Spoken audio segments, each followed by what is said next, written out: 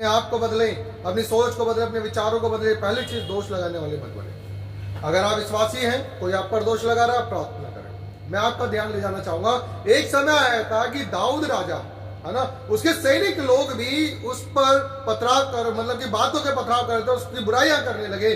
दाऊद के सैनिक दाऊद राजा की क्या कर रहे हैं, बुराई कर रहे हैं, उस पर कुड़कुड़ा रहे हैं। एक समय आया था मूसा के ऊपर भी इसराइली लोग कुड़कुड़ा रहे थे।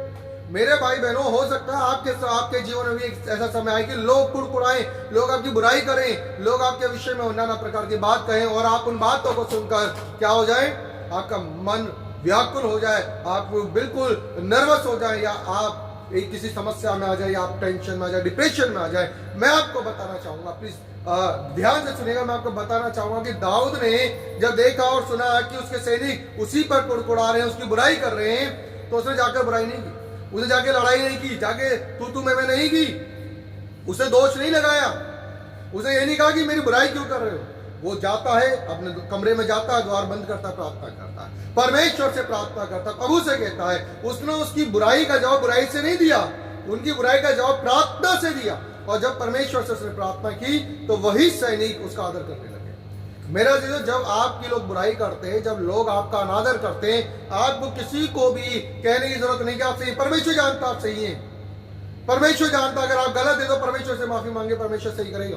पर मेरे भाई बहनों, दूसरों की बातों में आकर अपने जीवन को बर्बाद ना करें। दूसरों की बातों में आकर परमेश्वर से लगना, दूसरों की बातों में आकर हम परमेश्वर को ना छोड़ें, और खास तौर से एक दूसरे की बुराई ना करें, और प्रार्थना के द्वारा हर एक जंग को जीतें, क्योंकि प्रार्थना के द्वारा ही हम हर एक जंग को जीत सकते हैं। इसलिए परमेश्वर चाहता है कि सबसे पहली चीज, जो भी उसका जन है, जो भी परमेश्वर पर विश्वास करता है, परमेश्वर की अधीनता में रहना चाहता है, परमेश्वर चाहता है कि वो परमेश्वर पर विश्वास करे, उसके अंदर दोष ना।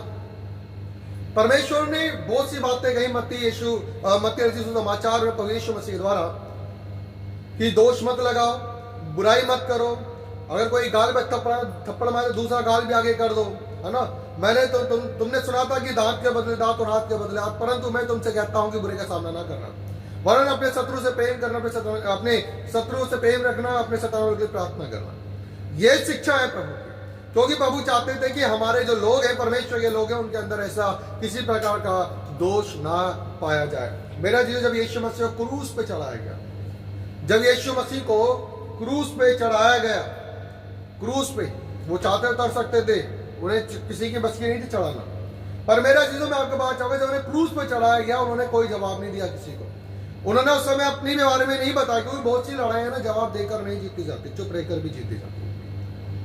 जब पूरी दुनिया आपके विरोध में हो, तो आपको खामोश रहना ही जरूरी है। आपको अगर बोलना है तो परमेश्वर के आगे बोले, परमेश्वर का घुटने टेके, परमेश्वर सबके मुंह को क्या करेगा, बंद कर देगा। जैसे दानियल के समय में परमेश्वर ने शेरों के मुंह को बंद कर दिया था, उसी प्रकार परमेश्वर आपके दुश्मनों के मुंह को बंद कर देगा।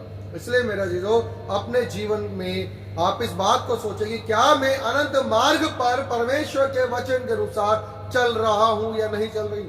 अगर आप अनंत मार्ग पे परमेश्वर के वचन के अनुसार चल रहे हैं, तो आप सिद्ध होते चले जाएंगे, परमेश्वर को सिद्ध करता चला जाएगा, परमेश्वर को बदलता चला जाएगा, परमेश्वर की तरक्की करता चला जाएगा। सबसे पहले चीज, छोटी छोटी बातें अपने जीवन की खत्म करें। जिस प्रकार परमेश्वर ने सारी बातें कही कि ये बुराई तुम्हारे अंदर ना हो, और भलाई से बुराई का जीत लो, तो मेरे से बताना चाहूंगा, जब कभी कोई किसान जब खेत जोतता है, तो उस खेत में वो मेहनत करता है, उसमें से कंकड़ वगैरह सब निकाल कर फेंकता है।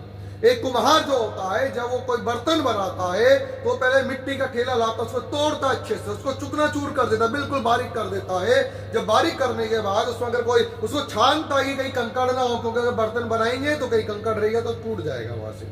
मेरा जो उसी प्रकार परमेश्वर हमें हर एक समस्या से निकालता है, हमारे अंदर की बुराइयों को वो कूटता है बहुत प्रॉपर तरीके से, हमें ठीक करता है, वो हमें सही करने के बाद फिर वो हमें सही डायरेक्शन में लेकर जाता, ताकि हम सही डायरेक्शन में सेवा करें। और ये कूटना किसके द्वारा होता है? कुम्हार के द्वारा। अभी हमारा कुम्हार कौन है? परमेश्वर, प्रभु यीशु मसीह। अब प्रभु यीशु मसीह से हम प्रार्थना करता, प्रभु यीशु मसीह अपने चेलों को नियुक्त किया, तो अभी कुम्हार के रूप में चेले काम कर रहे हैं, यानी कि आपको अगुवे दिए गए, आपको पास्टर दिए गए, तो आप अपने पास्टर की अधीनता में रहकर अगर उनकी डांट अगर आपको आगे कामयाब करते, तो उनकी डांट बहुत अच्छी है, क्योंकि लिखा है गुप्त प्रेम से उत्तम खुली डांट है, और लिखा है कि जो डांट से बैर रखता है वो पशु के समान, वो पशु सरीखा है। तो इसलिए मेरे जो खुदा के दास की डांट भी आपके जीवन को परिपक्व करती चली जाती है। आप खुदा के दास की डांट आपको तरक्की की ओर लेकर चले जाती है, आपको आत्मिकता की ओर लेकर चले जाते हैं, क्योंकि पिता उसी को डांटता है जिससे वो प्रेम करता है। तो एक पास्टर भी उसी को डांटता है जिससे वो उम्मीद करता है कि ये परमेश्वर की सेवा में, परमेश्वर के वचन में, वो परमेश्वर के कामों में आगे बढ़े। हालेलुया। तो आप अपने आप को जांचें, छोटी छोटी बातों पे ध्यान दें, बुराई ना करें, दोष ना लगाएं।